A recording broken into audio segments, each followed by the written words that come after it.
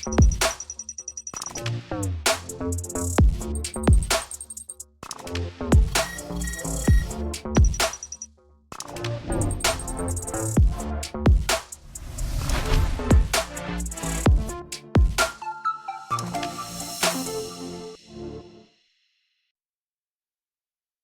Perpetual Breakaway Podcast with your hosts Nick and Junior and producer Vince, bringing you elite fantasy hockey information to help you win your fantasy leagues and win at life.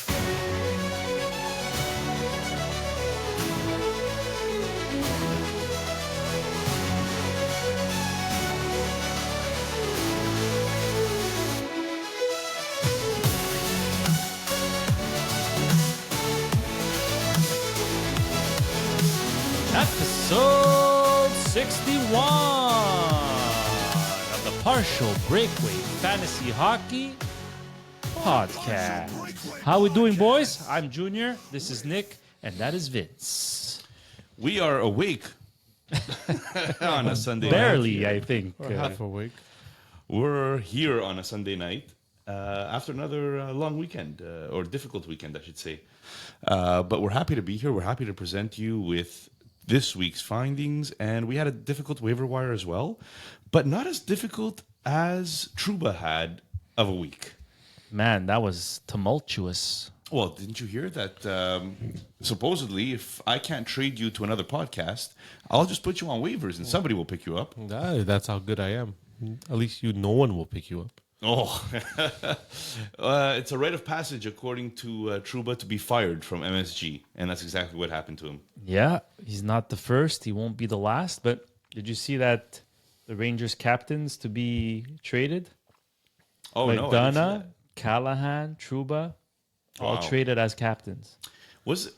Goodrow was also placed on waivers, wasn't he? Yeah, he refused to accept the trade because they gave him a no trade clause in his contract, and then pretty much threatened him, if you don't accept one of these deals to a team you don't have on your list, you're hitting the waiver wire. And he ended up getting picked up by San Jose. So my understanding is Mika Zibanejad has a no movement clause. Ooh. So he can't even be placed on waivers even if Drury tried.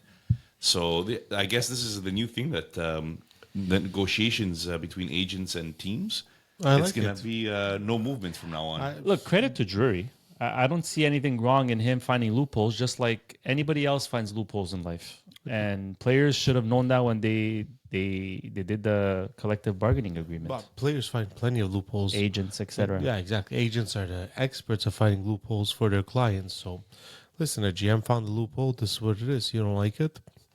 Try citing for a no movement clause where they can't put you on waivers. But I don't see GMs giving those away anymore.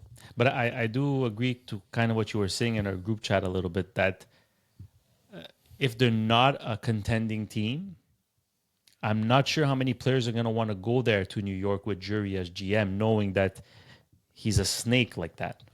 Yeah, I mean, it's not the nicest way of conducting business. I think being in New York helps him do it. But New York is such an attraction place. People want to go play in Manhattan. New York, so Florida, LA. And you know what? They don't even have palm trees. we'll get into that.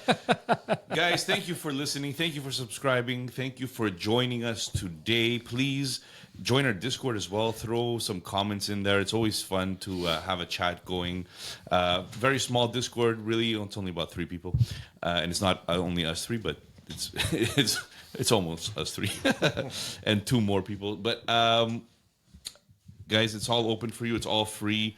We bring you this podcast free. What can listeners expect this episode, Junior? All right, so we have our usual on-man rush where we'll tackle about 8 to 10 topics in a 30-second take. Right, guys? 30 seconds, the last 3 minutes. Then we're going to change up the rumbling. Since there hasn't been many rumblings this week, we're going to have a Who Would You Rather. So that should be fun. We're going to summarize our, I'd say, week waiver wire assessment last week. Well, we went 3-0, and then 1 and 2. We were not doing so well this week again. 1 and 2. We'll get to it. We got to find that consistency. You know, like those rookies in the NHL. Sometimes they need a few games in to get maybe it's our consistency. sophomore slump. Yeah, I like it. I like it. Anyways, then I think we have some drops and claims in our partial breakaway league. And then Absolutely. lastly, it's our roster triage where we begin surgeoning the Buffalo Sabres and rated R superstar Team Bamia's team in Llama. We're bringing back the word surgeoning because it was actually quite requested from some listeners after we went with triage and actually started saying this dissected instead. They wanted surgeoning back, so we're going with that. We just make up our own names in this. Why story. not? Why not? All right, fellas, are we ready? Let's get it on.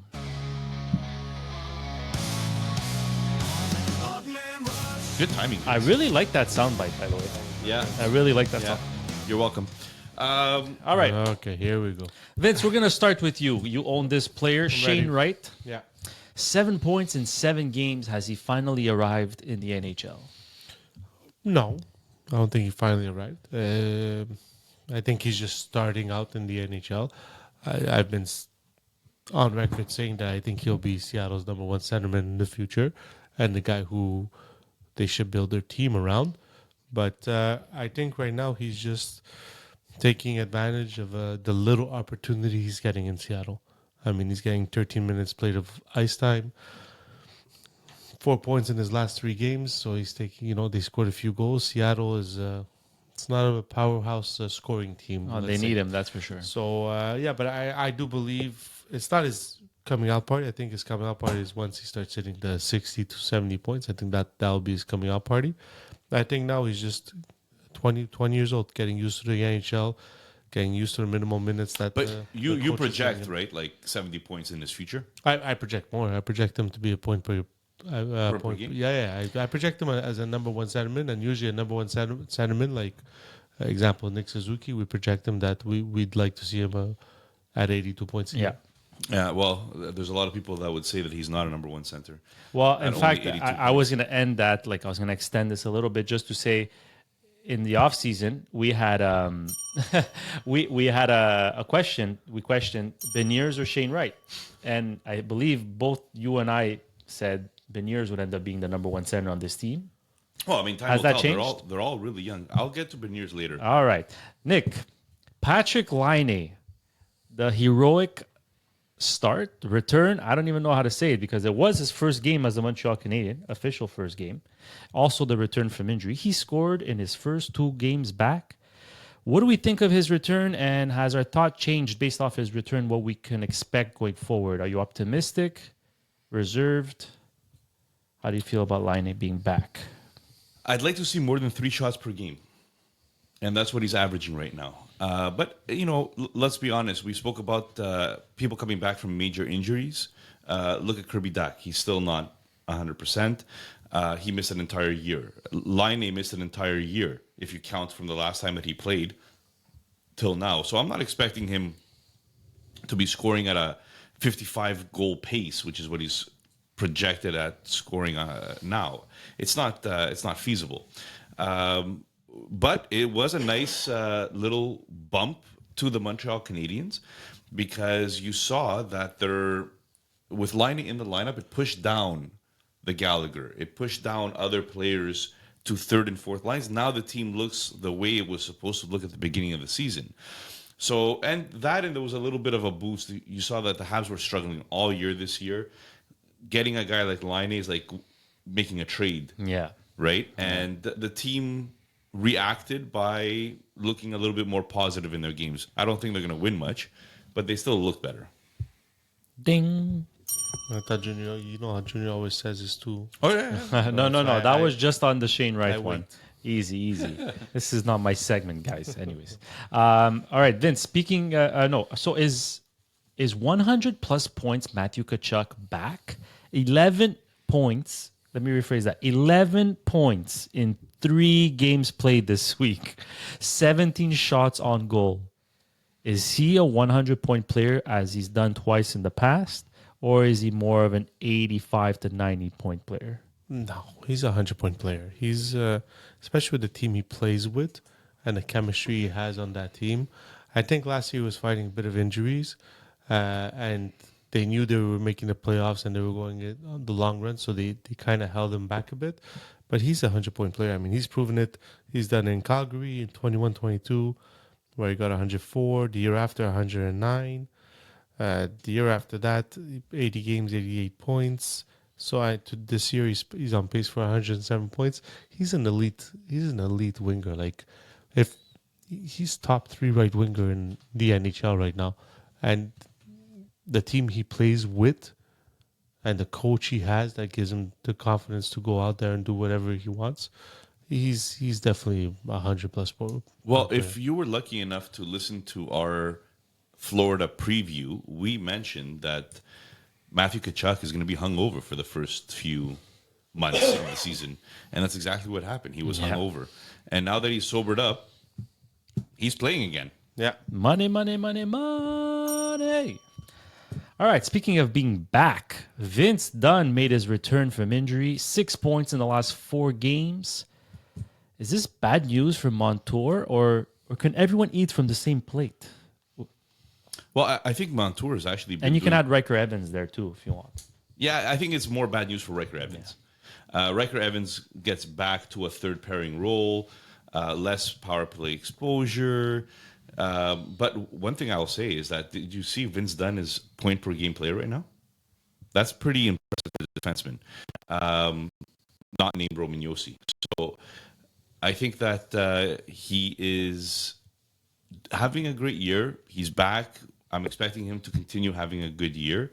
And you're right that Montour, maybe not so much Montour, but more Riker Evans is going to be taking a step back. Very nice.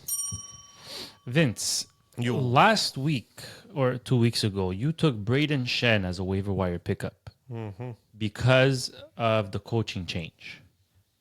Since the coaching change, Dylan Holloway of the St. Louis Blues has 9 points in 6 games. Is his story still to be told, or is he cemented as a middle six player who's going to be pretty much a streamer in fantasy? He's 23 years old. If he was with... I own Holloway in a few leagues, and if he wasn't going to get picked up by St. Louis, I was dropping him this year because I think Edmonton was a very bad fit for him. He wasn't getting the opportunity to play in Edmonton. He was playing 10 minutes a game, 11 minutes a game. It's, like, there's only so much you can do with that playing time. No power play time. With St. Louis, I feel it's a fresh start, because you remember Holloway is the guy that everybody said, oh, he's going to be the guy who's going to get all the points because he's going to play with McDavid. The type of like when Crosby was in Pittsburgh. We always keep on mentioning Crosby because when Crosby was in Pittsburgh, every winger they got, we always said, oh, he's the guy that's going to, Oh, now it's Rust. Oh, Yeah, now it's exactly. Raquel. There was always somebody. So I think I don't think he's a bottom six. I think he could be a very efficient top 6 player that plays on the power play. Point wise, listen, if in a league that you dress 6 wingers, he could be easily one of your wingers that you dress. I see him at some point getting into that 65 to 70 points if he keeps it up with St. Louis and gets the opportunity. And they're a young team, right? So he fits the mold there. Yeah, exactly. Robert Thomas, Kyrou, Buchnevich. So like now they're trying to move around lines to see what duels are doing well. So listen, good for him. Everybody lived at 23. Everybody threw him off the boat basically. But the Montgomery effect as well. I don't know if you noticed, but Buchnevich is starting to put up points again. He started off the year very bad. Kyrou's putting up points, right? Holloway that we just spoke about. Like, guys are starting to put up points again.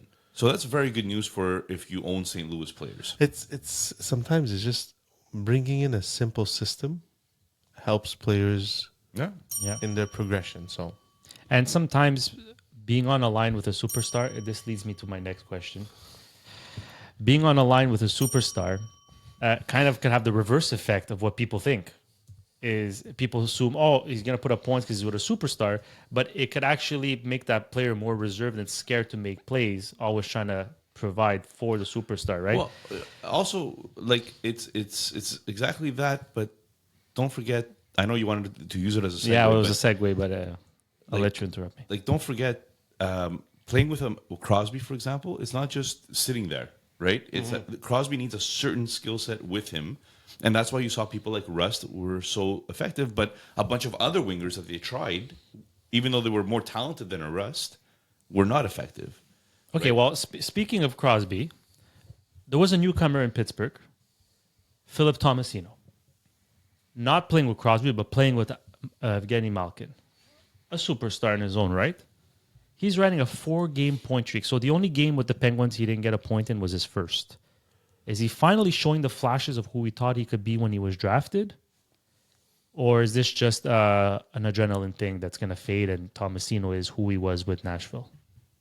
I mean, it's a wait and see, right? Like anytime somebody joins a new team, they often get this burst of energy. Like you said, it's like an adrenaline rush. It's new, it's exciting.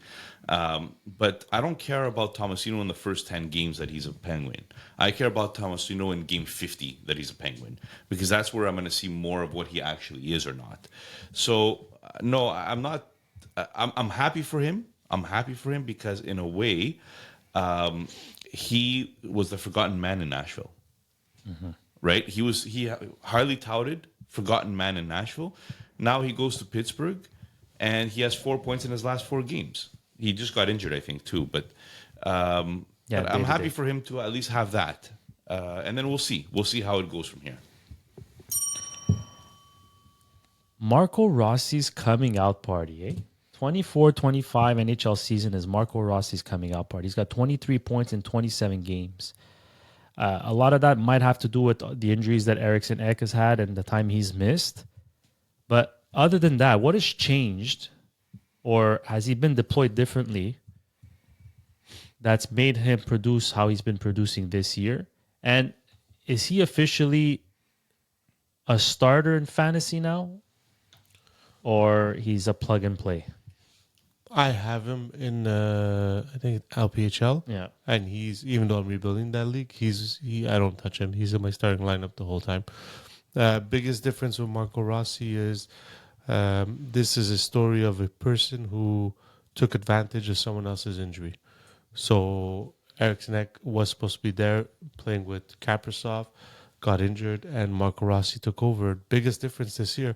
Last year he had 8 power play points in 82 games. This year he already has 7. You know, like if you want to get to that threshold of 70 to 80 points, you need to get 20, 25 points on that power play at the end of the year. You can't just. It's rare. It can't be 5 on 5. It's impossible. It's rare that it's all 5 on 5. So he's Very getting the opportunity, and look, he's not a big boy. 5'9", but he always had the talent, and that's what Minnesota loved about him. And now I think he's just taking the bull by the horns, and he's going with it. He's going to play with a phenomenal player in Kaprizov and Boldy. That line looks really good. And he's when Eriksson Ek comes back, I don't think they're going to be pushing Rossi down. I think they'll just plug Eriksson Ek on that second line.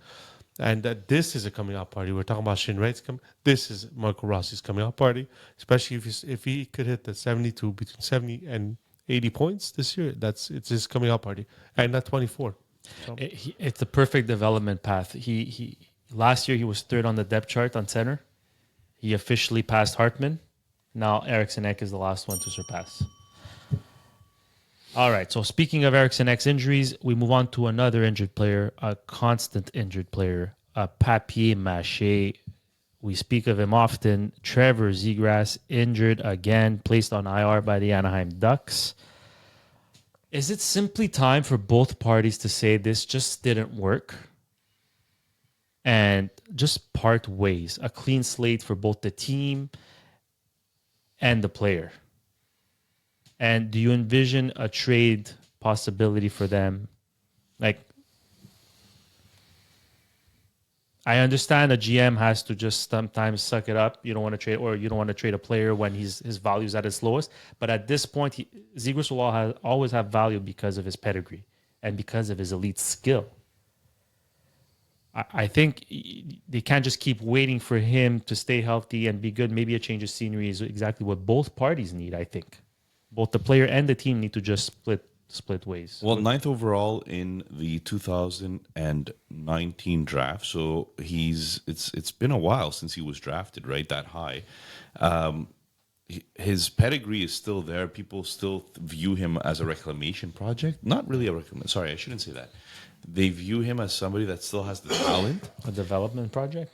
But it like he went in 22-23, he had 65 points in the NHL, playing a full season, 81 games, almost 19 minutes of ice time per night.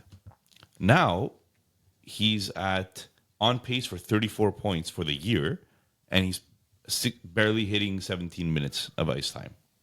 That's a huge drop off, right? There's the team is moving forward, And he's going backwards. and he's going backwards. So yes, I don't think it's a fit. I think this is a perfect buy low candidate. If you're looking to buy a player at a discount, this might be the player that you go out and purchase, right? Like in Llama, for example, I'm in 7th place. I'm not catching up. Maybe this is a guy I pick for next year at $5.8 million, right? Well, I mean, we'll see, but I think Zegras right now needs a change of scenery, absolutely. The one trade that came to mind, like as a 1-for-1, Zegras for Beniers. I think you are way undervaluing Beniers. Yeah, I don't think if I'm I'm just- Seattle, way undervalued. Seattle is going to be set with right. I'm and just saying Beniers. because he's struggling. Yeah, but It's his second consecutive year struggling. I mean, the season's still young. Yeah, but the difference. And Beniers would be an automatic second center, not the go-to guy. Less pressure. Zegras would provide offensive skill and talent to a team that doesn't. but know, ideally, Who's more talented than Beniers on Anaheim? yeah, Leo Carlson. yeah, but Leo ideally, I don't Carlson. know if he's the number one center right now. the problem with Maybe. the He's still problem young, why though. He's younger. the problem why I'm Seattle is that they're the same age. Him and Beniers, or Beniers might even be a little younger. More the same age, and we'll get to it after. Zegras has had off ice issues, which is why he's in the place, and Beniers hasn't. Why would Seattle make a one-off trade like that when I think Seattle's on the right path with their sentiments, with Wright and Beniers in their development? I wouldn't touch Zegras with a 10-foot pole right now. No, I think you have to be a team that's in much worse position. Yeah, And you're desperate for example, offense. Buffalo Sabres. I don't know if Buffalo. think he fits that he would team. Be a fit. We'll see. Yeah. All More right. the Habs. The Habs are more of a fit, or even Chicago would be more of a fit. I find. Vince, you acquired this guy. I hate him. Tristan Jarry has won 4 straight games. Are you falling for this resurgence, or are you just waiting for the hammer to drop? I can tell you right now, I'm waiting for the hammer to drop. I hope it drops because I paid to get rid of it. Oh no! At a goals GAA of 3.68 and save percentage of 0.888, I'm really thinking he's No. gonna Well, shift you have to pay it like the last 4 games since he's been 5 games since he was called up. This is Tristan Jarry. He'll have his Yeah. Yeah. really hot moments, and then he's just gonna. There's you know how there's charts where you go up a hill and then you slowly. Jarry's just up and completely It's a down. steep up mountain. and completely down. The Like, volatility is insane. yeah, it's like it's there's no consistency in him, and at the end of the day, you can't even blame him because the team he's playing, the team in front of him is not very good, and people think that they're very good because the big names they have, but they're not. Pittsburgh is a terrible team, and so I don't think it's resurgent. I think he's just on a hot streak, but he's gonna come back to reality. But listen, if there's anybody that's interested in Llama at half price, it's all yours. So I'm gonna say that's a good, perfect ending right there. But I want to say something that you touched on, and that's paying to get rid of somebody from Pittsburgh, right? I paid to get rid of somebody from Pittsburgh as well, Letang? Letang. Do you know that ever since I traded Letang, he has been on fire, on fuego? I feel like that happens a lot with you. Yes, because I follow this crap. I don't just let go. Sometimes I should just let go. Oh, I traded him away. Okay, good. Let it no, go. I keep following, and I'm looking at him, and I'm sweating. I'm just that meme. That's the guy sweating, constantly sweating, and Letang is on fire. Like guys, it's not even funny. I'm depressed. It's So bad. if ever Nick puts someone on the block, go trade for him. Yeah, I was I got approached for Dobson, and I'm still in negotiations because Dobson is a big piece for me to get rid of if I do get rid of him. And I got approached for Dobson. I'm like, the second I trade this guy, he's putting up like 10 goals a game. Oh, he already started slowly. He started. Letang, by the way, just in case you were wondering why I said what I said, Chris Letang has 5 points in his last 4 games. So, since I traded him away. All right, our final topic. Nick, I actually went to the grocery store this morning and to buy some milk, and I saw Cole Perfetti's picture on the carton.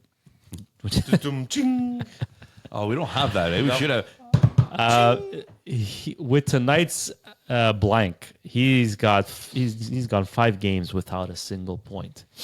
Do you know where he is? Can you find him? And what does he need to do to find himself? Well, he's actually pacing for the same pace that he was the last 3 seasons.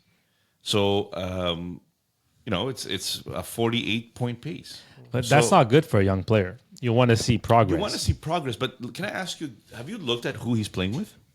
Oh, I don't. You don't have to look. I'll tell you. Oh, okay. I was hoping He's you playing with Nemesnikov and Brad Lambert. So you have Brad. I love Brad Lambert. He's gonna be a cool player to, play with. Especially the fact that I picked him up last week and everybody made fun of me for it. But hey, lo and behold, he was actually on the roster for 4 games this week. Yeah. And produced. And produced 0, 0, as if he wasn't on the roster. As if he wasn't on the roster. But look. 0, 0, 0, 0. The fact is that if you're playing, like if he was playing with Scheifele and Connor, I think Perfetti would be doing a lot better than this. He's not in a very good situation with Winnipeg. Winnipeg is a team that's contending now. He's a young player. But they still have him playing on the second line. It's just the second line is crap. It's horrible. It's the first line of their power play that's keeping it up, right? So, he's how old is he, Nick? Perfect. He's only 23. Yeah, he's turning 23 now. He still has time, In but Jan. I just think He's a New Year's baby, in case you didn't know. I think he's just in a bad situation with Winnipeg. Yeah. The opportunities are very slim for him to progress in But right now. another buy low candidate. Yeah, for another person that if you're looking for a rook or somebody that's young, it's a buy low candidate. And that does it for the Odd Man Rush. Odd Man Rush.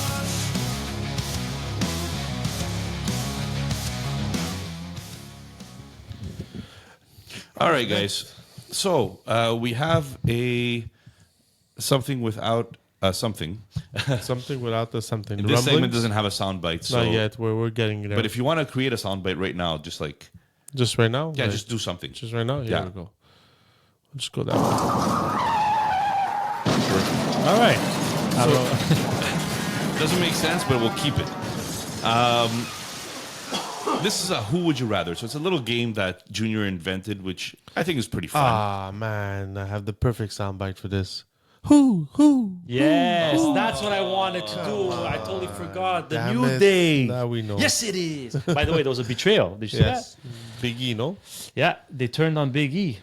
Okay. Big E came back. He wanted to manage them, and they turned WWE on him. podcast coming soon. Yeah. Anyhow.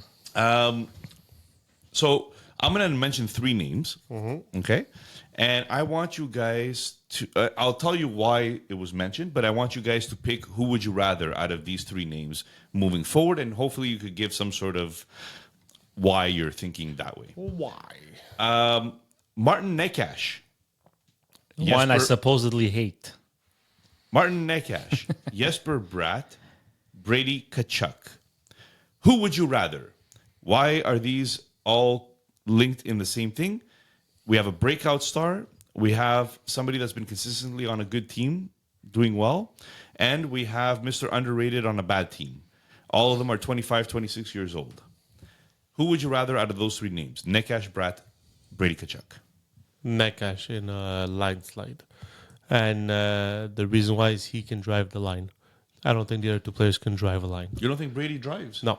I think Brady Takes the bike? Yeah, and no, I think I think Brady needs the Stutzel to be there for him and create something for him. Nekash, I think Nekash put his money where his mouth is, or whatever it was this year, by demanding to play on the power play and he's got, I think, 26 points on the power play. He's playing well. He's playing he's so just good this year. he's gotten the opportunity.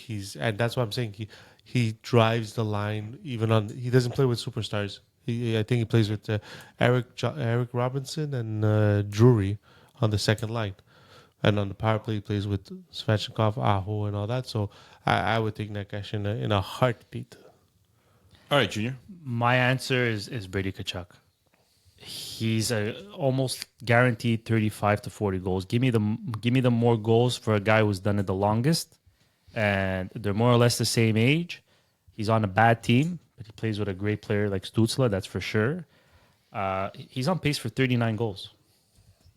Brady Tkachuk. So, like, we talk of Brady Tkachuk and we admire him, but I don't think we appreciate the number of points he actually puts up. And people just think he scores goals, but he's pacing for 85. He had 75 last year, paced for 83 the year before. So he's pretty much a point per game player. And he scores almost 40 goals. So give me that guy who, A, stays healthy and puts up close to 35 to 40 goals on a consistent basis. I'll take the higher floor on this one. Even though I think Nechas could reach his level, I prefer having the consistent Brady Tkachuk.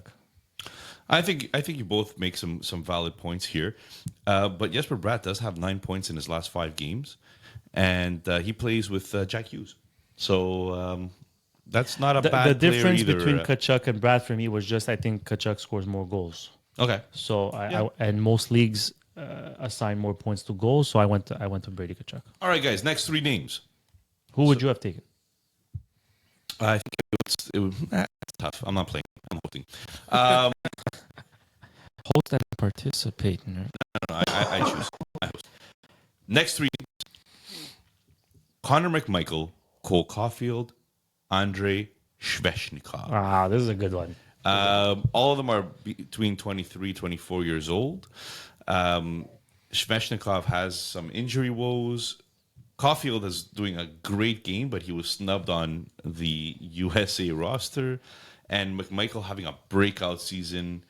And we've been waiting for this guy forever, and he's just showing it right now. So this time I'm going to start with Junior because I started with Vince last time. Who would you rather, Junior? McMichael, Caulfield, Svechnikov. I'm gonna be a homer on this one and go with Caulfield. Goal Caulfield. Why is that? Goal Caulfield. I think he's progressing in the amount of goals we expect him to. Like we expected him to be a 40 goal scorer when he was drafted. Some of us even 50. I think that was wishful thinking, but I do think Montreal is trending in the right direction. Their offense will pick up and get better. You're seeing it this year that he's fully recovered from that shoulder. I think he's on pace for 50. I don't think he'll hit 50, but I think he can hit 40. McMichael just started going. I want to see it for another year. You know how I am with these guys. You don't just triple your production, and I automatically have to assume you're going to be that guy going forward. Although I do think he's good. And Svechnikov, 2 things worry me: his injuries and the team he plays with doesn't score too many goals. And his coach has him up and down the lineup in a season. It's unbelievable. I've seen him on the 4th line this year. I've seen him on the 1st line. I've seen him on the 2nd power play. It's like too inconsistent for me, his deployment. Whereas Caulfield, no matter what happens, is on the top 2 lines and he's on the top power play. Vince. Yeah, I would say the same thing. I'd say Cole Caulfield. I'd like to go with Connor McMichael, but like Junior said, it's his first year where he's actually breaking out. So you still want a bit of consistency before you can pick him over the other 2. Svechnikov is just, he's gotten his opportunity. Cole Caulfield has been playing since he got to Montreal. He's been playing on a 1-line team. And still putting up, the 20 goals, between almost 30 goals, and the points. Where Svechnikov has just been playing a phenomenal team game, a phenomenal opportunity playing power play 1, line 1, and everything. And he still can't break out. He still can't. I think he hit 30 goals once in 5 years. So to me, Cole, his size worries me. I'm not going to lie. Laney worries me for Cole because I feel Laney takes his place on the power play on that left side.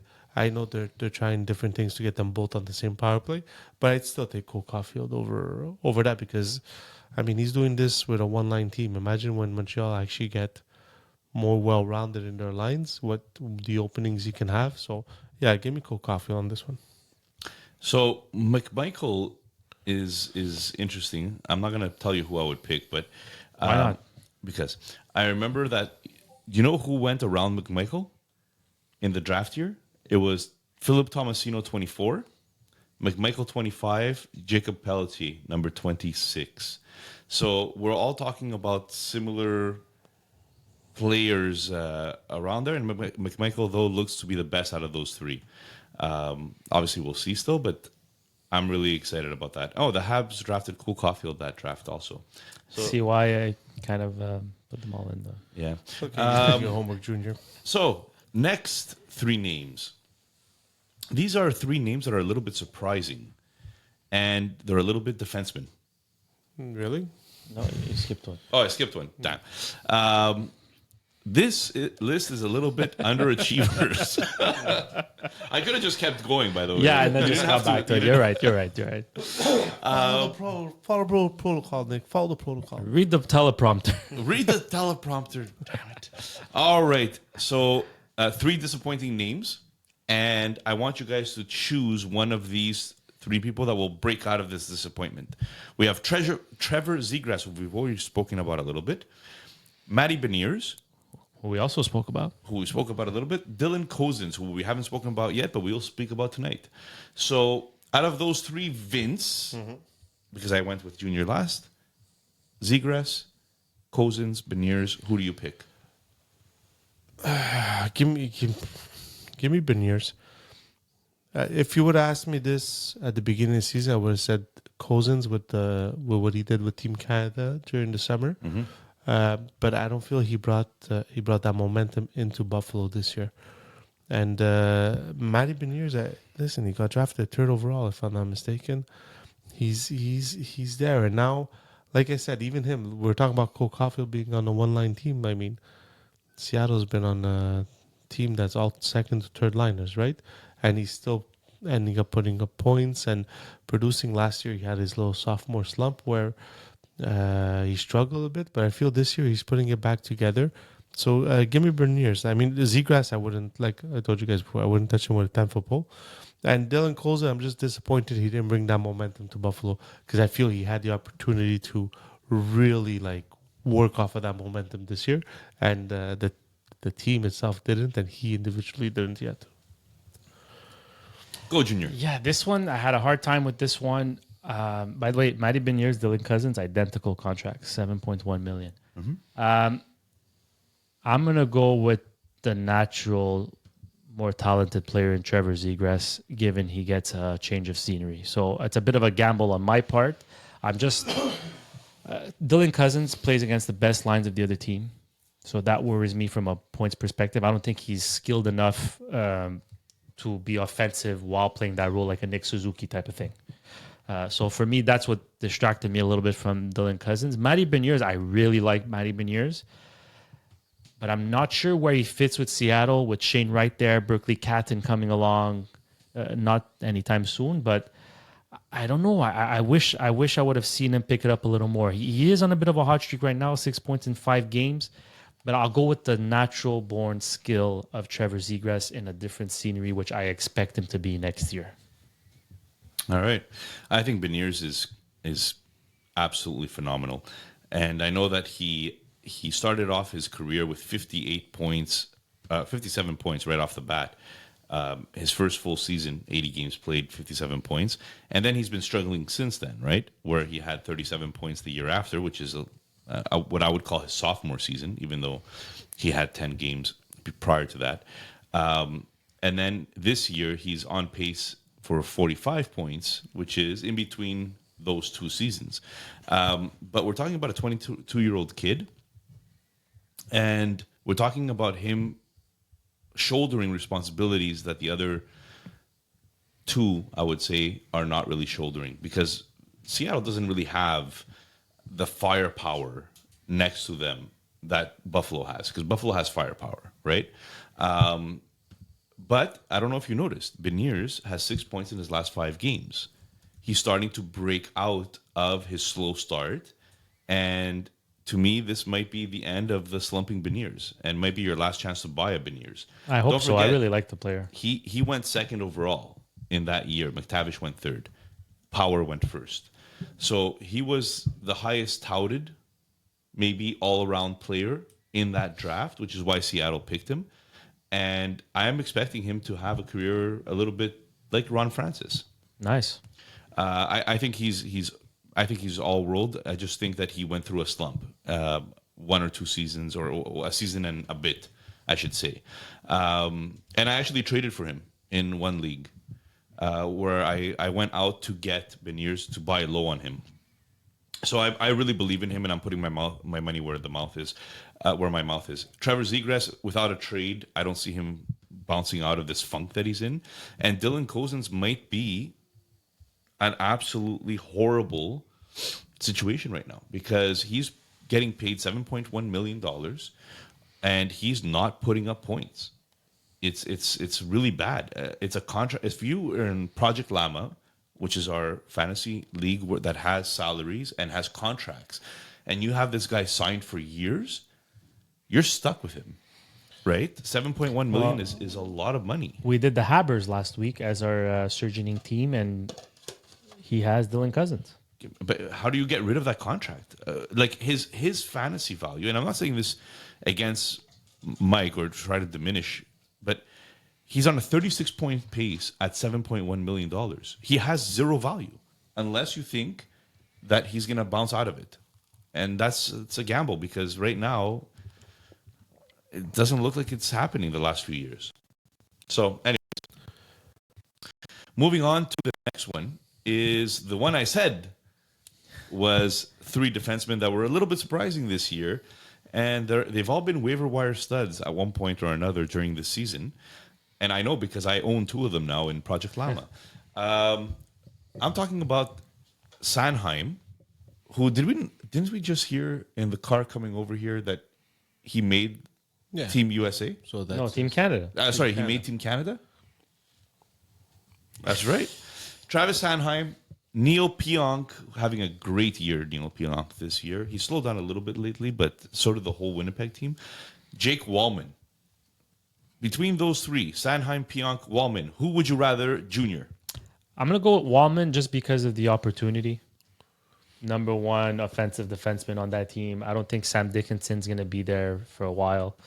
So for me, just based off opportunity, it's Jake Wallman. And that's not taking anything away from the season Pionk is having because they were scoring a lot of goals and he was still managing to get points. And as for Travis Sanheim, I've never seen him as a point-producing defenseman. And so I think this might just be a flash in the pan for him. And, eventually I don't think he's going to be the guy. So for me, from this period on, it's Jake Wallman. Simple as that. No, man. The guy who made Team Canada. You can't, how can you even consider the other 2 when this guy broke the Team Canada roster with all the defensemen Team Canada has? It makes no sense. Travis Simon, the biggest thing is he has no one in front of him right now. Pionk has Morrissey. They are trying, Philly's trying the rookie, Emil Andrea, if I'm not mistaken. Andre there, but Wallman, you talk about Dickinson, but there's Cangoni who's also there. They have Those guys aren't there yet. No, but they're coming. They're coming, right? So for a player to make either roster, whether it was roster Team USA or Team Canada, the depth that there is in that position and him making it, it's a no-brainer. I take Travis Sanheim. Interesting. Well, Pionk and Wallman are having great seasons, but you're right that Wallman, I had him last year. I thought he was starting to break out a little bit, and that was really cool to see him continue that this season. So maybe it's a flash in the pan, but more and more I'm starting to think that Jake Wallman is showing more value, and maybe he's coming out as a player at an age 28. It's rare, but he's on a 66-point pace this year. I think that's going to slow down. Yeah. But it's fun to see an older player actually starting to perform well. 3 more defensemen that I'll give you. Talk to me, boy. Chikrin, Uyghur, Shabbat. Who would you rather, Vince? Chikrim. Chikrim's the next guy up for Washington. They have nobody besides John Carlson. He's the next guy up. Uyghur is going to get pushed down by Perek whenever he does come up, which is going to be sooner than later for Perek just because of his talent. And Shabbat already has Jake Sanderson that's in front of him. So to me, it's Chitrim just because he's going to be the next guy up. And it seems like Washington, this year, everybody thought Washington was just playing to get Ovechkin that record, right? But this team is just playing and winning games. So their coach has them in a system that they're comfortable in, and a system that's giving them wins. Yeah, I wanted to touch on that a little bit, but I'll have Junior pick his guy. Who would you rather between those 3 players? I really love Jacob Chikrin, and just maybe to be a little different, I'm going to go Mackenzie Weegar, just because it goes understated like how many times he has put up points. He's paced for 55, 45, 52. He's on pace for 47 this year. That's not too shabby. I mean, Jacob Chikrin has paced for 60, but also 37. So a little bit of inconsistency there. But from Uyghur's standpoint, he's getting more power play time, 56% of the power play time, which is about almost 3 minutes worth a game. He's playing 23 minutes a game. So I think opportunity is there on a team that desperately needs points from the back end. Even though Anderson has been much better this year, Uyghur is still the number 1 power play on that team. And I don't see that changing for a while until Perek gets there. So, good points. Shabbat is another one of those contracts that's very, very pricey For what he puts up? But okay, so even what as he a puts whole- up, is interesting because last year he played 51 games, put up 30 points. He was on a 48-point pace. That's still pretty decent. Not $8 million worth, but still pretty decent. The year before that, he was on a 49-point pace. The year before that, a 53-point pace, 52-point pace. So, like, we're talking about a guy who definitely has the talent, but he's always, getting injured. He hasn't played a full 82-game season ever. Although I'm kind of counting the 2021 COVID season in there, and it always throws me off, those numbers. But he's a player that has the talent, but at $8.1 million on a cap league, it's very tough to swallow that salary.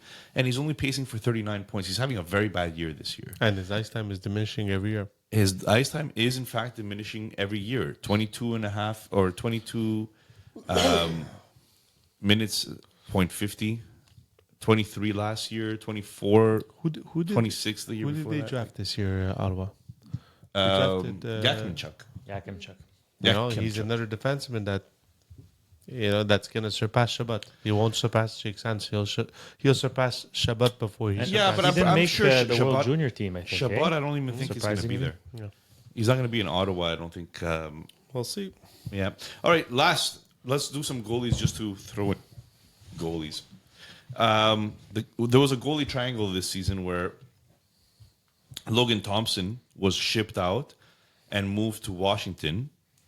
Kemper was shipped out of Washington and moved to LA. And Aiden Hill took sole possession with Samsonov in Las Vegas. So Hill, Thompson, Kemper. Who would you rather, Junior? Damn, I'll go with Aiden Hill. I'll go with Aiden Hill. He's proven to do it longer than Logan Thompson. I think he's a little bit more consistent. Logan Thompson, I feel like he's got to live as a 1A, 1B. Whereas I think Aiden Hill could be given a bit more responsibility. He's won a cup. He's been a big part of that cup that he's won. That's taking nothing away from Logan Thompson's hot start to the season. As for Darcy Kemper, he's way too inconsistent for me. I know he's in a team that plays a good defensive system, even though it hasn't been as good this year. I don't like trusting an older goalie that changes team. so often. I'm going to go with the consistent guy, Nathan Hill. 2.63 goals against average, 12 out of 18 wins, So 905 save percentage, quality start 44%. you're saying that he's consistent, Aiden Hill, but that's not what his history is like. Well, how far back are you going? I'm thinking the last 3 years with Vegas. Yeah, well, he played 27 games 1 year in Vegas, and then he had that cup run. The cup run was basically when he came out. And then before that, though, he was always San Jose. He was always injured, not injured. In all three goalies, Kemper is the only one who's proven he can play 50 games and more. Besides that, Aiden Hill or Thompson have never played in their career over 40 games. Like Aiden Hill, like Nick was saying, 27 games, 35 games. This year, 18 games. So basically, this year is going to be the year where he might hit that 50 games for him. Listen, I'm with Junior. I take Aiden Hill just because of the team he plays with and the pedigree he has. Thompson, I thought he was going to run away with the job in Washington, but Lindgren is hanging in there. So they're still going one in, one out, one in, I one think out. that's more of a coaching decision because Yeah. Logan Thompson has been much better than been Lindgren. amazing. He's been amazing. And been Kemper, amazing. I picked up Kemper because thinking, you're playing in LA, you're playing. But I think he's He got hurt he's on too the for a while. downhill. For He's me, on the guys, downhill. it's Thompson. I think Thompson's the best goalie out of all three of them, and the guy has had 5 quality starts in his last 6 games played. He is having a great year. 913 save percentage this year. 908 the year before that. 915 the year before that. 914. So it's not like he's totally out of the blue. He came out to have such great seasons. I think that in Washington he's found a really nice fit. And like Stolars, who never played more than 20 games any other year in his career, I think Logan Thompson is one of those rare finds. I almost put Solars in there actually. But Aiden Hill, 6 wins in his last 8 games. All 6 of those wins were 6 quality starts. Two hot streak. I mean, that's why I put them all together, right? But Very nice. Very nice Interesting, segment. yeah. I like that. It was a fun little game. a new segment. Let us know what you thought, and if you have any suggestions of who we should put the next time we run this segment, let us know. All right, next, ladies and gentlemen, it's the waiver wire pickup. We're just going to go through this quickly on who plays more games this week than others. Anaheim, Buffalo, Chicago, Columbus, Minnesota, New York Rangers, St. Louis, and Toronto all play 4 games. Stay away from Dallas and Washington players. They only play 2 games. So if you're thinking of picking up players in your waiver wire, you should concentrate on the guys who play 4 games. Last week's picks. Oh, God. Do we really want to go there? Okay, so Junior gets a win because he picked Andres Lee. 4 points in 4 games played, so that's good. Vince picked Taylor Hall because he was on a hot streak. 0, 0, 0, 0. That explains how many points he got in 3 games played. And Nick, Dante Fabro, 0, 0, 0, 0. who is worse than me because he actually played 4 games. So, But he's a defenseman, okay? Yeah. It's not that worse. So me and Nick basically got the loss on this one. So we'll try to be better this week. We need to be better. Yeah, We we'll need to be try. We'll better. try. So waiver wire pickups. Listen, they're not given. If they were given these waiver wire pickups, we would all be winning. So it takes skills and research to do this. I thought we are winning Yeah, sure. in life. Oh yeah, in life. So waiver wire pickups. That's what our intro says. I'll go first. Nick will go second, and Junior will go third. Listen, this week I just went with a team that plays 4 games, a team that's struggling, a team that their GM just called them out about all this whole palm trees thing. So I'm gonna go with Jason Zucker. He's 25% owned in most leagues. He plays on the power play 1. He plays on the third line, but sometimes gets pushed up to second line. So I feel with the GM calling them out, someone's gonna step up, and I'm hoping he's the guy who steps up for Buffalo. Well, I'm going to go with the 3rd most fantasy points in the last 7 games, and that's Oliver Bjorkstrand. He's 39% rostered in Fantrax, and he's on fire. So I want to go with the hot hand here. I don't I don't want to get another loss, which I probably will, but because the second I pick him up, he's going to end up putting up nothing. But anyways, 12 points in his last 9 games played. He is doing it consistently. And like I said, third in fantasy points over the last 7 days. Junior, who was your pick since you didn't write it? I didn't write it. Oh, well, I'm gonna go with. I'm gonna do something I preach not to do, but given the circumstances, I'm gonna take a gamble. I'm gonna go with Ryan Hartman of the Minnesota Wild, who's currently on a cold streak, 0 points in 8 games. I don't like taking players to break out of a cold streak. I rather ride the hot player like I did with Anders Lee. But seeing as Eriksson Ek is injured, the Minnesota Wild score a lot of goals. Hartman will have an increased opportunity. They also play 4 games. So, I mean, the top line has been on fire. Kaprizov, Boldy, and Rossi have been on absolute fire. They need help with secondary scoring, and I think that's going to come this week in the 4 games that they play. All right, so just to repeat our waiver wire pickups for this week. 23% rostered on Fantrax. So Vince has Jason Zucker, who's playing 4 games with Buffalo at 25%. Nick has Bjorkstrand from Seattle, who's at 39%. They play 3 games. And Junior just said Ryan Hartman from Minnesota. 23% rostered. Banking that he's going to get pushed up on the lineup. Here comes the money. Money. Here comes the money. All right, guys, it's not written here, but we should do our teams. We are. It says right there. Oh, That's the first thing. See, Nick? That's when you don't listen. Okay, so now, just so as you all know, we did this little it's all the way up there. It's not even- fantasy league with ourselves. So I'm just going to keep you up to date with the points. So obviously, I'm in first with 586 points. Junior cut the lead a bit to 534. And the junior, Nick, surprisingly, is coming up the ladder, picking up Draisaitl and Matthews coming back. So he's at 507. So for this week, I am not making any changes. I mean, all my players are healthy. All my players are still producing. So, Nick, you are making a change. Yes, and I think that I need to have made this change a few weeks ago, but I was still holding out hope because UC Saros usually starts the season very, very slow, and then he picks it up. But right now, UC Saros' team, Nashville, doesn't seem to know how to win. And I can't keep waiting for them to eventually break out. So I'm going to make a big risk here.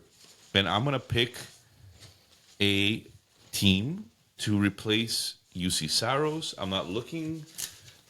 This one looks interesting. And that was horrible. That was absolutely horrible.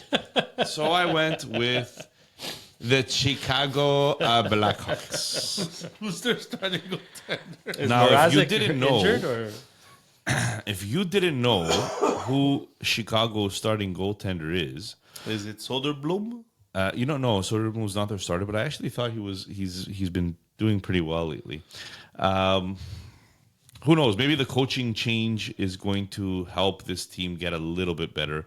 Mrazek is their goalie, but he's on IR.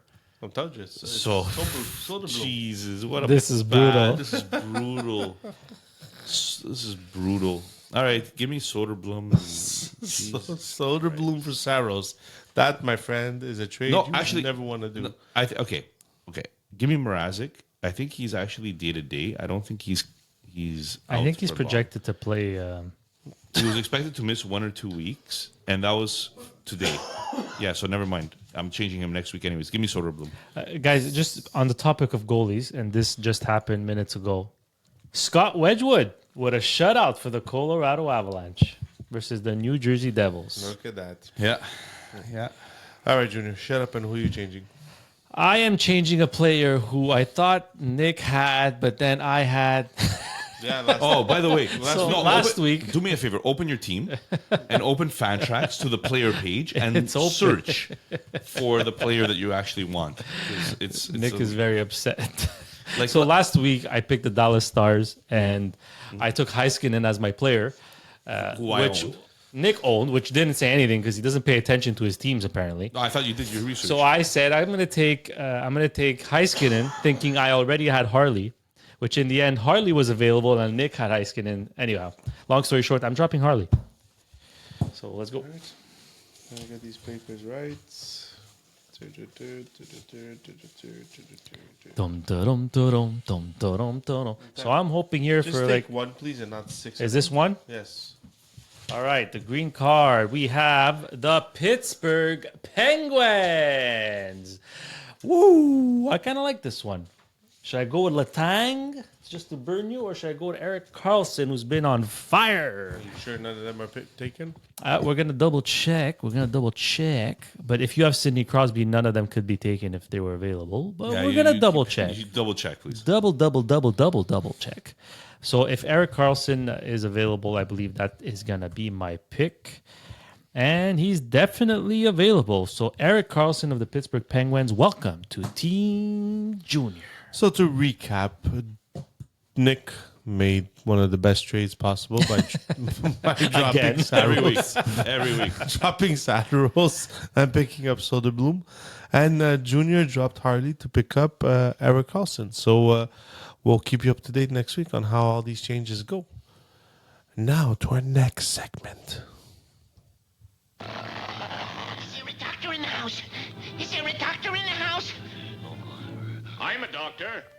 Yes, our roster triage, where we begin surgeoning rosters. Surgeoning. I was gonna ask you to spell it. ING, surgeoning. I didn't even look at my screen, guys. All And right. that's why that word doesn't exist. So this week we're going to take a look at. We're going to start with the Buffalo Sabres, whose GM Kevin Adams came out saying that in order for them to attract players, because they don't have palm trees in their city, they need to start winning some games. So didn't take very long for those very nifty on Photoshop to replace the saber blades of the logo to palm trees in order to help welcome new players and attract new players. So that'll probably be the title of our episode, to attract new listeners. You know, we got palm trees, people. I wanted to draw one so I could show that we have palm trees, but anyways, I'm doing too many things for this podcast. I don't have time. Here we go. Anyhow, no, I'm just kidding. So here we go, guys. in the court. Order in the court, yes. Buffalo Sabres. Let's start by looking at their goaltending tandem. Luukkonen, Reimer, Levi, who's come up and played a couple of games. What are we thinking here? Valid fantasy prospect. Rewind. Luukkonen, Reimer tandem with Levi in the coming up, playing a couple of games. Are they valid players for fantasy? Are they relevant? Disappointing? No, I think Talk they're, to me. I think they're relevant. I think they're actually relevant. UPL, Ukko-Pekka Luukkonen, hasn't been doing poorly necessarily. 902 isn't great. 57% quality start percentage. 1 shutout so far on the year. 19 games played, 8 wins. It's not great, but I think that the whole team is kind of not doing great to begin with. Reimer, I think, was a savvy pickup because Reimer always, every single season, tends to, be a decent backup.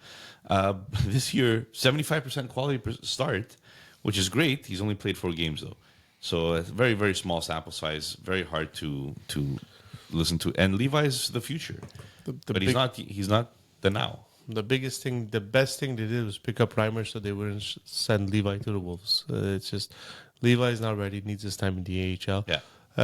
Ukko-Pekka Luukkonen, I feel he's an up and down goaltender. Last year he finished really, really hot, which made people think that Buffalo was gonna really turn the corner this year. But this year he started the season a bit slow, and he's been up and down. So fantasy wise, listen, if you guys dress 2 goalies, it's not bad to have Uka on your team. But What? Uka. UPL, just UPL. UPL on your team, but I still think until Levi is ready to make the jump to the NHL, that's a problem for them. All right. Moving on. I just think Luukkonen is a bit too inconsistent this year, but his quality starts have been not bad. Who do we think we should sell high on when we look at the Buffalo Sabres? I think, considering they're all struggling, there might not be too many players there that you would consider, but any candidates? Yeah, I got a player. Okay, go. Sell Dahlin. Nick, you in a rush? No. I'm really excited to answer this question. I say sell Dahlin. the lean is the one that you sell high, and you can get a king's ransom for him. And I don't think you'll lose the trade if you trade the lean. He's been in the league for what 6 years now. I just had his things up and then I had to change it. He hasn't. Everybody thought he was going to get into that Quinn Hughes stratosphere, McCarr, Adam Fox stratosphere, and unfortunately he hasn't. I mean, he had 1 year, the 2022-2023, where he got 73 points, projected for 77, but it seems either he doesn't have a very good cohesion with his players, or the whole Powers and Byram being on the team and taking time away from him, especially on the power play. So if I'm a Darlene owner and I'm trying to improve my team, he is the first guy I sell very high. So I don't think there's many people that you could sell high on this team. But I really like Luke Tuck. Alex Tuck. I even said Luke is the Montreal Canadian guy. Alex Tuck, I really like him. He has a great contract. One of the best contracts in the league at $4.8 million. But he's number one on the Sabres, by the way, in points. Fantasy points. So I think now's the time to sell him. You know, I mean, you don't have to, but if you're looking to maybe rebuild, I think this is a good time to sell him. He doesn't play full seasons necessarily. He's never done it before. He's never played 82 games schedule. He's healthy now. He's number one on his team in points. It's not a bad time to consider selling him.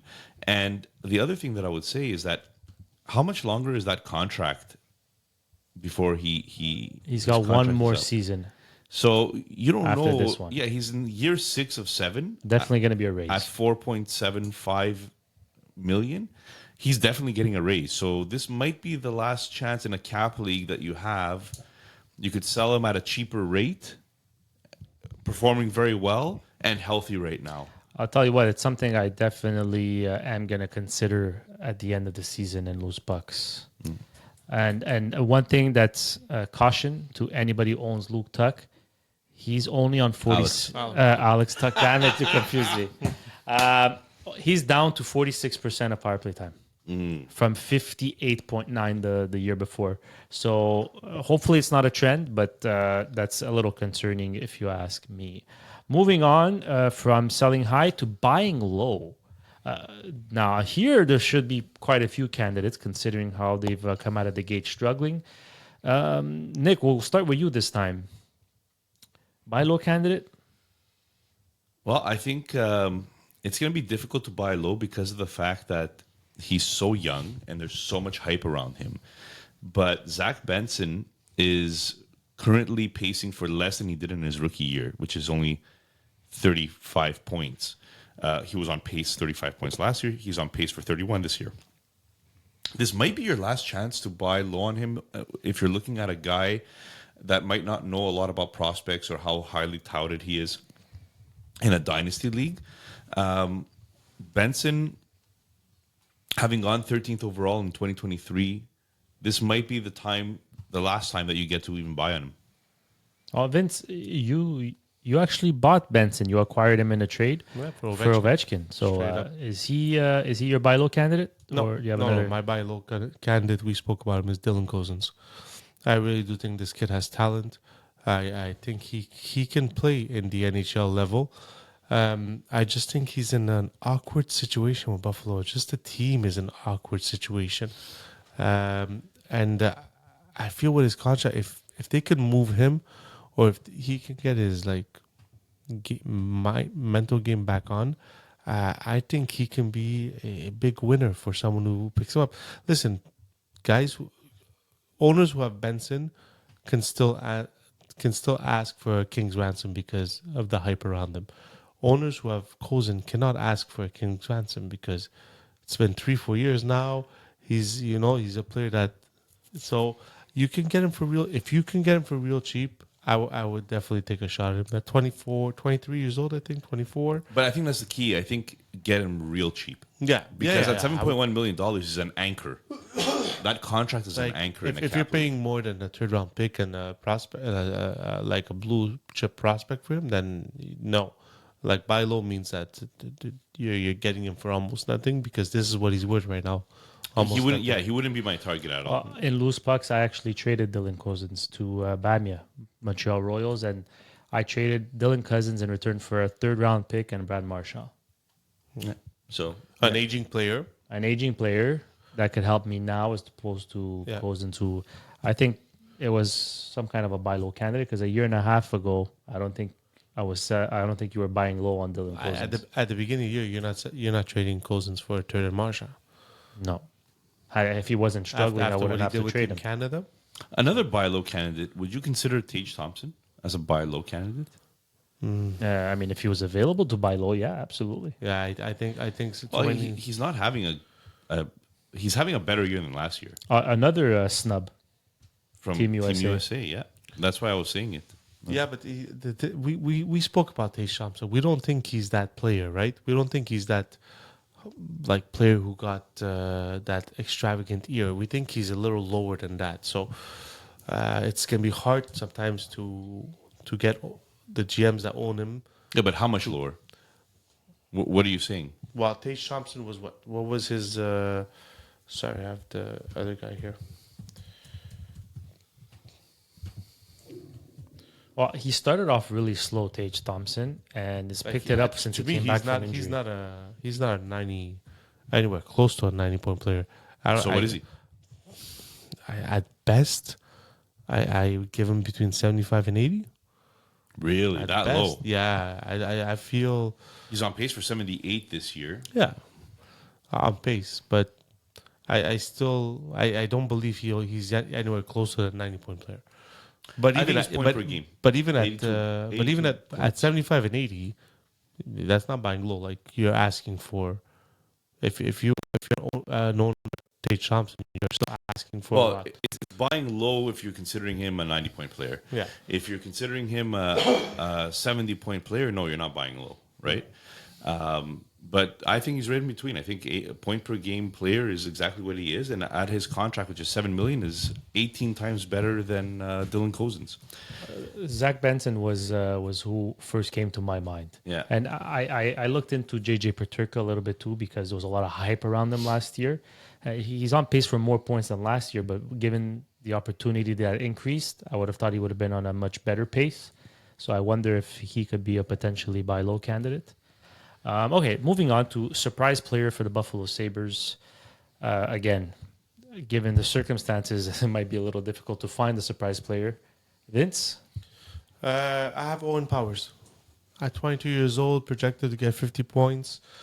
For a defenseman who has two other defensemen in front of him, I think I think he's the real deal. At 6'6", he's the future of that back line. With I mean, Dahlin's there, but I think he's the future point getter for that back line in Buffalo. And listen, he got 16 points in 27 games, and he's got 0 on the power play. So if you can elevate that power play production, then that 50 point can come into 60 to 62 points. So I definitely would say Owen Powers. No relation to Austin. Powers. No S. Who Owen never Power. played hockey. Owen Power. Actually, Owen Power. So I'll kind of agree with Vince here. I was going to talk about Byram. I was going to talk about Cousins, but I think we've beaten Cousins to death already. Yeah, because surprise could have been a bad surprise. not That necessarily- was my bad surprise for Cousins. But I'll just agree with Vince because I think that a lot of people made fun of listener Tasso when he went out and purchased Owen Power in with you, right? So he went out and he made a trade, and everybody was making fun of him because it's an $8 million player and he had never put up points before in the NHL. But he's looking like he belongs, and he looks like he might be quite a linchpin on that back end. So I don't know if he'll be the point producer like Vince said, but I wouldn't doubt that he is, in fact, very relevant moving forward. Yeah, this one was unanimous. I would have went with Owen Power as well. And the biggest surprise for me is given that Byram and Darlene, I think, were ahead of him power play time and offensively skilled. I'm surprised he actually has 16 points in 27 games. All right. So, lastly, there's not many of them. There's a lot of young guys, but none of them are rookies. But Coolidge did get the call up this year. I remember when we previewed Buffalo, I did say I expect Coolidge to be better than Benson this year. Coolidge hasn't played in. Whoa! Shit, you thought I was gonna take off my shirt? Woo! Wah, chicka, wah, wah. The camera even went blurry. Thank God for the blur. Sorry, I'm dying. Please. Nick is stripping, baby. All right. Let's fix the camera. The camera. Hold Junior, on. Yeah. Okay. So, rookie watch is basically. Just turn off the sign. The sign. Oh, so basically, it's just Coolidge. Refocusing. Nick has a Hasn't shirt played many on. games this year with the Buffalo Sabres, but what do we think here? Well, Here, turn it back on. I'll go take care of it. yeah. So, just having some technical difficulties with Well, yeah, the, Nick took with off the his camera. shirt, so I the took off my camera- shirt. It broke the camera. Junior is refocusing the camera at this moment. And good. okay, I think you're killing it here, Junior. So immature. All right. So, yeah, Coolidge is highly touted. Coolidge has been doing great in the AHL, and now he's up with a big team. And I feel like it's been a while we're waiting for him to come up because he has proven himself already in the minors. I don't think I have much to say. It's still very, very early in his career. So I'll be watching very intently. Let's just leave it at that. I agree with Nick. Move on. All right, let's go surgeoning a fantasy hockey team from our Llama League. We've done Adam's team, which was Roland Fatubinski's, and we've done the Habbers, which is a Kokamish listener Batista. Now we go to the trade master himself, listener Bamia, and the rated R superstar. Hit it, baby! I don't know if I have the right one, but Yeah, son of a gun. let's check. You think you know me? Oh, yeah. For those of you who don't know, the rated R superstar is wrestler Edge, a fellow Canadian. All right, Hall of Famer. That was done for Bamia, one of his favorite wrestlers, and he renamed his fantasy hockey team after that wrestler. We are now passing an hour and 15 minutes into Holy the episode, moly. so we got to start cutting down on some of these takes that we have. But I won't cut down on listener Bamia's take because he is very adamant on us providing him some feedback here. He was interested in his team and what we had to say. And we asked him before this episode to give us a little soundbite on what he thinks about his team. So, Okay, where do I start? My team. Where it is? Well, I thought at the beginning of the year with my team healthy, I would have had a competitive team. But unfortunately, I got the injury bug and it kind of set me back a bit. I was really up against the cap, so I needed to make a drastic move to at least release some cap and start building some depth on the team, which I've never had before in the past. It was also a bad contract that I signed that I had to get rid of this guy. And the fact that my core is still in their mid-20s, I think I could be competitive for the next few more years. Maybe a little tweak here and there for a trade, or maybe pick up somebody else on the waiver, and maybe trading my draft picks too, so I could actually draft some young players to eventually replenish the cupboards, because I gave everything away when I won the championship the first year, and every other year after that I was competitive, so I gave up all my future assets and stuff. All right. So, he's a perennial contender yes. in Llama. He was the inaugural champion. Having an off year. Having an off year due to, again, like he mentioned, I think a lack of depth and injuries. So let's start with you, Nick. Right now, rated R superstar.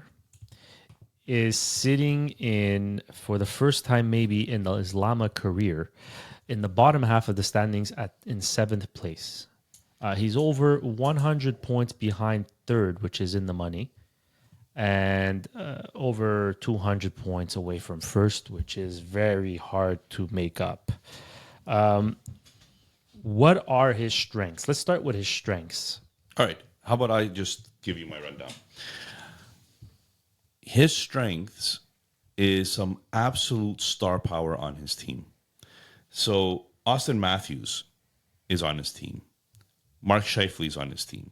Jesper Bratt, who we spoke about earlier. Kyle Connor is on his team. Travis Konechny is on his team. And these guys are all having stellar years, other than the fact that Matthews was injured, right? He went out and on free agency picked up Anthony Cirelli, who was also having career year.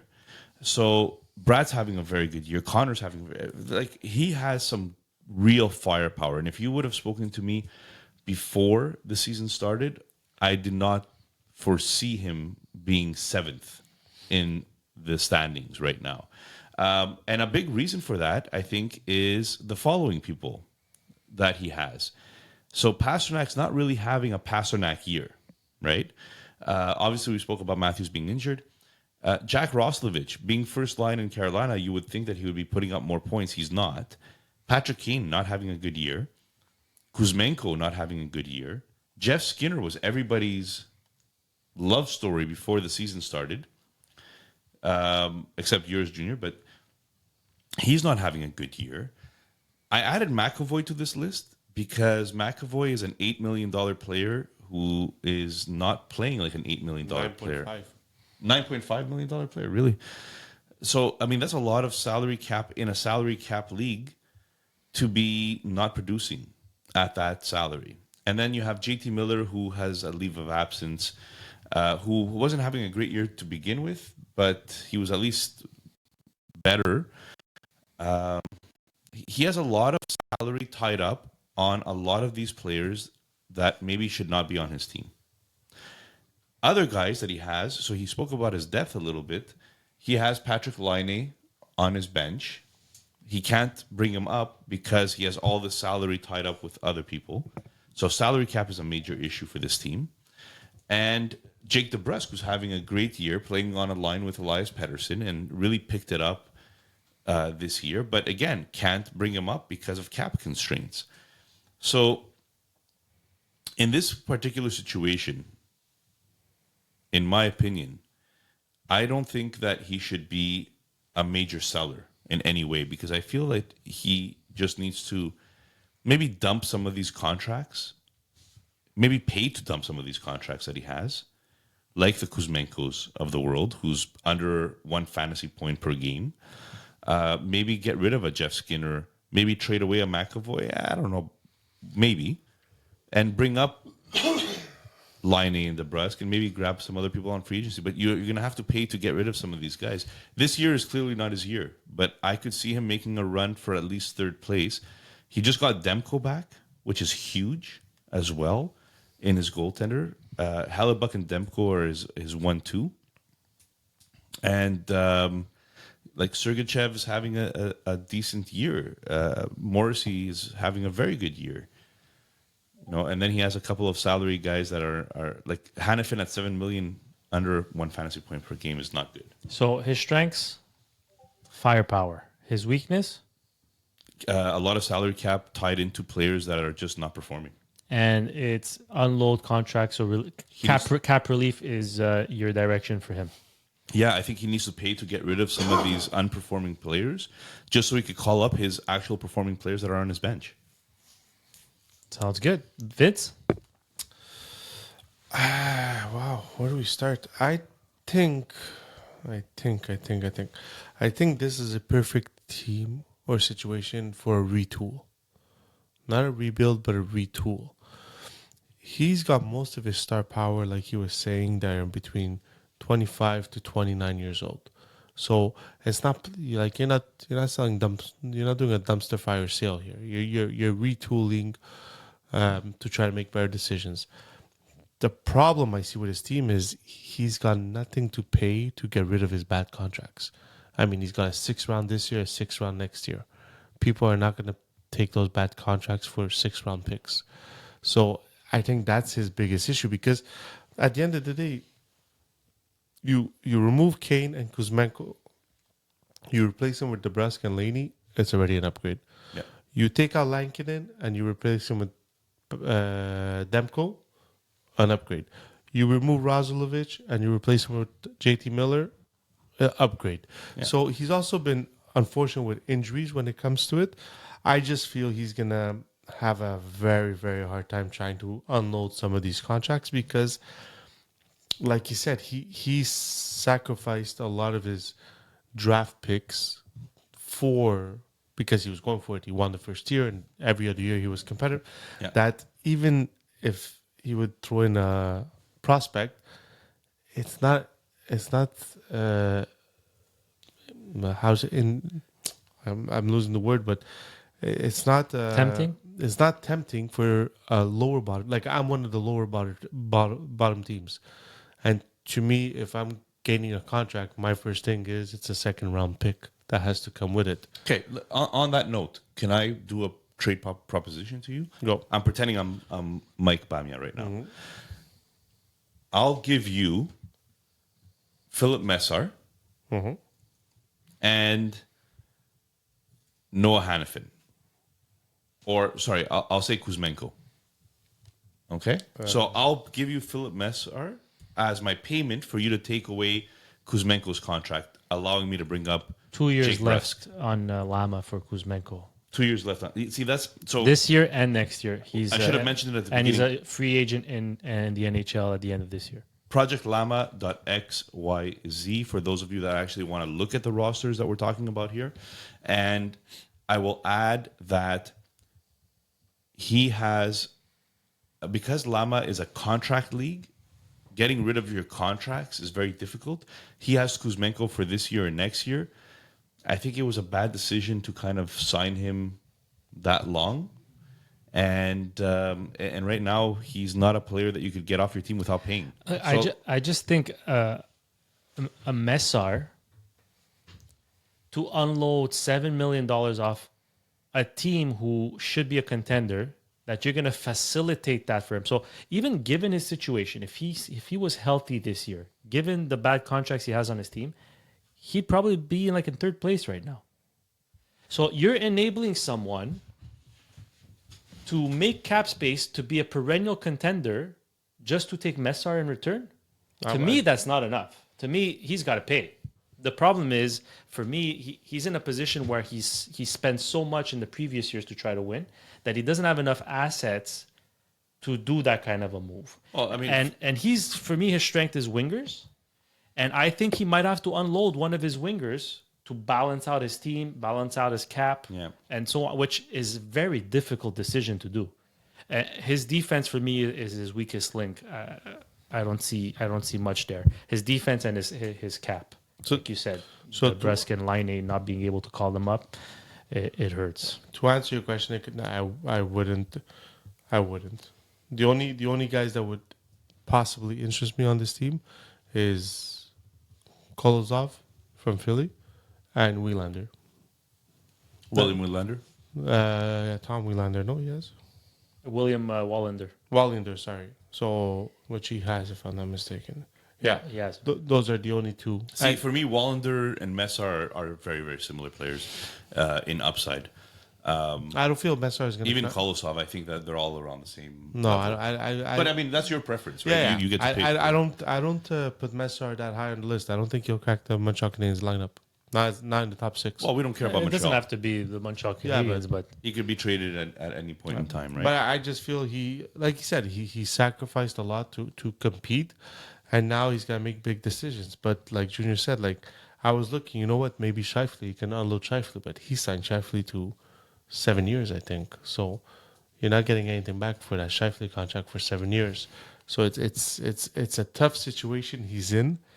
I don't think he's got to tear it all down and rebuild. I think it's just a bit of retooling and a bit of, honestly, it's a bit of luck with the injuries, right? Yeah. So that like I said, you replace those players with, and listen, like you said, everybody thought Jeff Skinner was everybody's sweetheart this year, right? He's playing with McDavid, the big mistake everybody does. He's playing with McDavid and Draisaitl. He's gonna, so he's in a tough situation. I wonder, But I don't see him this low next year. If his players stay healthy, I don't see him 7th in the league. Like I see him higher in the. Jeff Skinner is another one of those where he got him in free agency, so he had to give years in order to win him. And Jeff Skinner has done really, really poorly, but he hasn't signed for 3 years after this year. But it's not only that; it's also the no move clause. Yeah. Like there's it's just. I wonder. I think an easy move for him should be selling Anthony Cirelli high. Well, he just picked him up off waivers. That's it. It's free assets coming your way. Like for me, if I were him, you got to be in the mentality that I think this year, forget this year. Aim for next year. Start preparing your team for next year, and then in the offseason you could do more. So if you can get assets that could help you maybe unload a contract later or that kind of stuff with a free guy like Cirelli, maybe a guy like Zetterlund, like it's not much cap space, 6.2, and then Zetterlund only makes 1.4. But if you sell these guys high, you can get those assets that are a bit better than Messar, let's say, or Wallander, that could permit you later to attach it to a pick or something to unload a contract. Or the other option, which is the more difficult one, is you take one of your superstar wingers and get a haul in return that could balance your lineup. Yeah. Yeah, I think that's well said.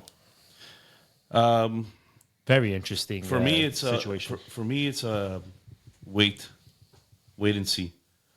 And if you get an offer that you can't refuse, you get an offer that you can't refuse. But like I was interested in his Konechny, who I gave him, and even Bratt, who I gave him.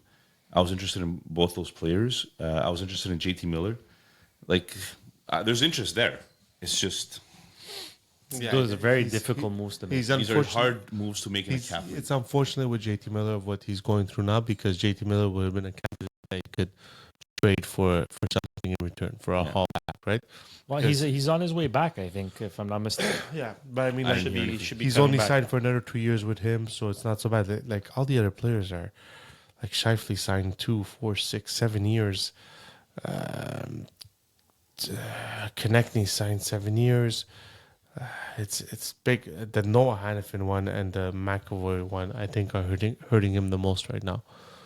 Yeah, D is very expensive. His defense, he needs for help. not a lot of production right now. Although I do think that he has the best contract in the league, and that's Josh Morrissey. Yeah. Morrissey and even Sergachev. 6.25 and putting up elite numbers.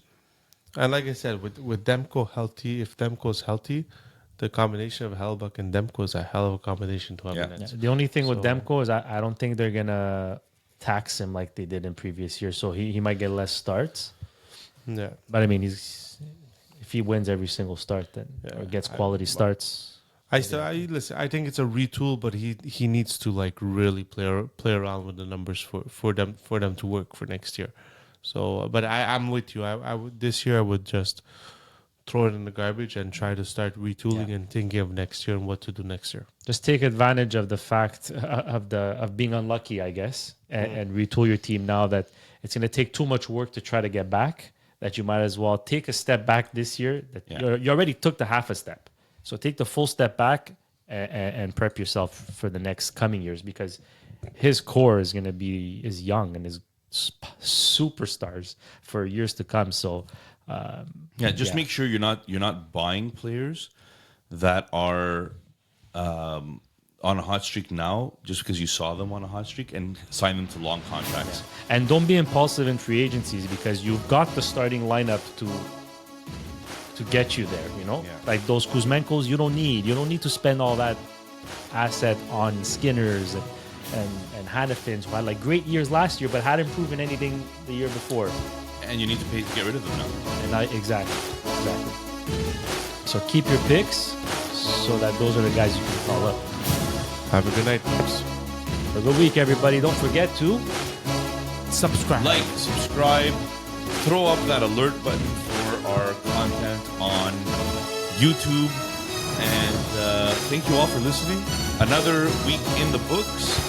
Thank you to Sportira for our merch. Sportira.apparel on social media. Sportira.com for all your team uniforms and corporate apparel. And hopefully my nipples are not on YouTube. Have a good week, everybody.